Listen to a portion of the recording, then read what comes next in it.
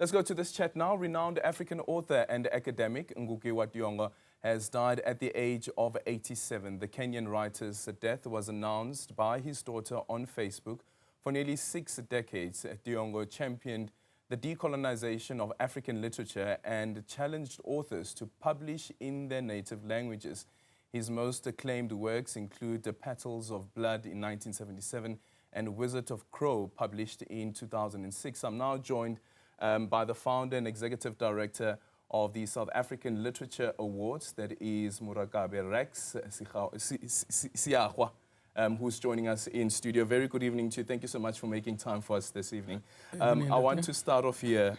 When were you first introduced to the work of this great author?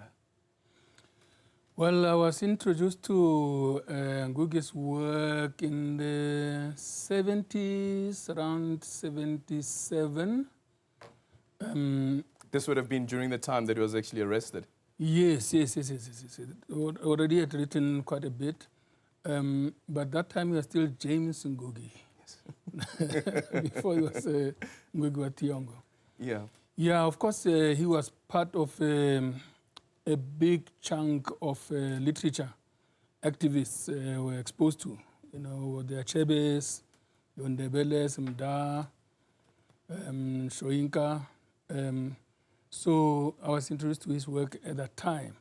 And particularly later when he wrote also Decolonizing the Mind, which was quite a blow of fresh air, so to speak, in the way we understood literature, but also from an activist point of view.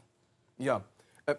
And then later on, though, you would then make contact with him and meet him on several occasions. Mm-hmm. And one of those first ones being with the unbanning of various political organizations in South Africa. Take us to that moment. Yes, at that time, I was the Secretary General of the Congress of South African Writers.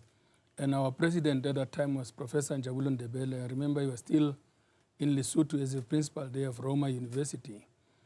So we invited Comrade Thiong'o to come and address us at that time. It was at the, now it's a Freedom Parlor, but at that time it was the SAB World of Beer, a very iconic building that is full of our cultural heritage. It's a pity now it is turned into something else. What stands out most importantly in my mind was when he was addressing us, Ngũgĩ, he had published Matigari, I made when I want. And he said in his address, of course, about writing, the importance of writing in our own languages, was to give us a challenge as South African writers at that time through the Congress of South African Writers to translate. He says, I'll leave this copy with you, as also through the president, of course, Professor Njabulani Ndebele. I'll leave you with this copy to endeavor to get it published in South Africa, but translated into a number of African languages, starting with isiZulu and the rest. And please, let's do the honorable thing. Let's not go via English. It must be straight from Kikuyu to Zulu or Sotho. And I think it's a challenge that still stands today. Yeah, and that's interesting because in the statement that was issued by UNISA following the passing on, there's a passage in that statement where it reads, the famous debate between him and another distinguished African, the late Professor Chinua Achebe, on whether to use English as a weapon against colonization or to adopt African languages in the fight of decolonization would of course, be a subject of interest and discourse amongst later scholars and cultural activists. What was at the core of his resistance against English and his preference that actually I prefer writing in Kikuyu and African languages and not English? I would put it the other way, my brother, that it was not so much as a resistance as the need to re-establish and re-situate the primacy of writing in your own mother tongue. Because as you know, writing and studying in your own language is more powerful. It makes you richer than if you learn through a foreign language. And for him, it was also a struggle, just like the economic emancipation we are on about now and political. But for him was that let's start with our tongues so that we are psychologically liberated. To us, especially now in South Africa, as part of the South African Literary Awards, it rings so true because we run these awards across all the South African official languages, but the majority always, the submissions are English and Afrikaans. So we get a lot of inspiration from people like him to say, let's do these things in African languages. Before I close on this part, we met him again in, I think, 2006-07. I remember I was with Spio Mahala and others. And we had just established the South African Literary Awards. And we wanted his counsel that we have started this as the country-based award scheme or award system. Our idea is to later broaden it to encompass the whole continent. And he says, oh, please, hang on.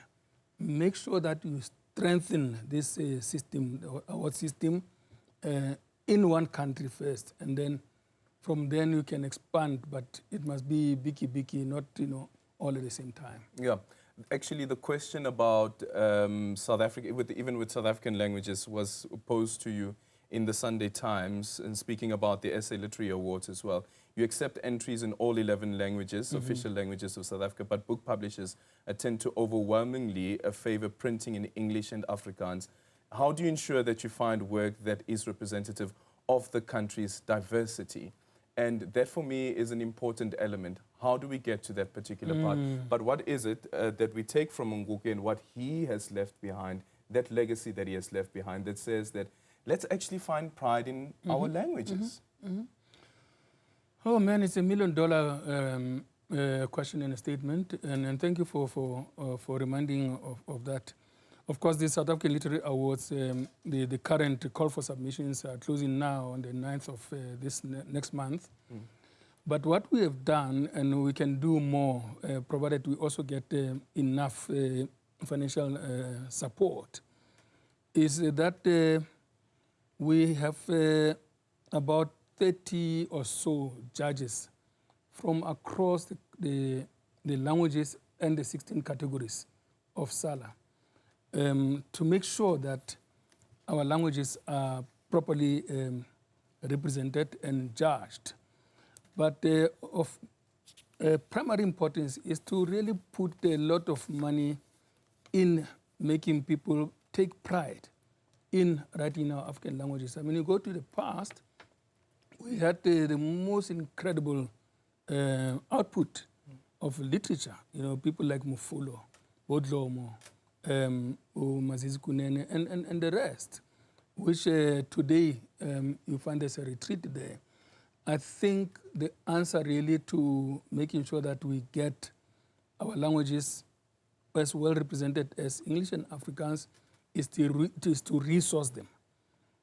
Afrikaans, I mean, just across the road here, they've got a big building that's supporting Afrikaner culture, the AKTFA down here. They pour in millions and millions of rands. And that's what we need to do. But also encourage that the languages be taught, taken very seriously at school. At the moment, there is a retreat, but especially the black middle class. Their kids do not speak or being taught in their mother tongue, which is a pity. Yeah, because then we are told that these are not languages of science, economics, and technology. But still sticking to the theme of awards, one of the prestigious awards is, of course, the Nobel Prize in Literature. And Ngũgĩ has been a finalist many years, but never actually got to that moment where he was given this award to say by the committee that you are a literary giant and therefore we are awarding you with this Nobel Literature Award. What do you think it is that has probably not gotten him over that hurdle? My brother, it's a bit difficult when it comes to matters of awards. Yeah. Because they are subjective. They could also be objective in certain ways. But a person like Ngũgĩ, I think, to the rest of the black people here and abroad, he has had many Nobel, even bigger than Nobel awards. His legacy lives in all of us. He might be looked at as he has passed on, but really what he contributed to all of us, especially to Africa's future emancipation, including economic emancipation, lies in his strident cry for writing in our own languages. Yeah. What would you say the legacy is that he leaves behind, and how do we continue with that baton? The pride and importance of writing in our mother tongue. So what we need to be doing, and more, is, as I was saying in the beginning, put lots of money in empowering the languages. English itself was not a language about, 600 years ago. But, they had to put in lots of resources to get it to what it is today. And the same applies to Afrikaans. Afrikaans, yeah. Our Afrikaans is only 100 years this year. Well. Yeah. Yeah. So it is about the concerted effort, but that concerted effort not only coming from, and I know sometimes we speak about political will, but what about societal will? Exactly. That's exactly the point I'm saying, that from all of us, as Shoinka was saying, responding to some of the discussions with Ngũgĩ, was that you yourself, as writers, start speaking and teaching your own children in your mother tongue, which is very important. It must not just be left to government, but it must be across all of us. Start from home, and then we can spread it, outwards. Thank you so much for making time for us. It's my Appreciate it. pleasure. And all the best with the SA Literary Awards as well. Yes, and people can please check them out on www.sala.org.za. Thank you so much. That was the founder and executive director of the South African Literary Awards, Murakabe Rex.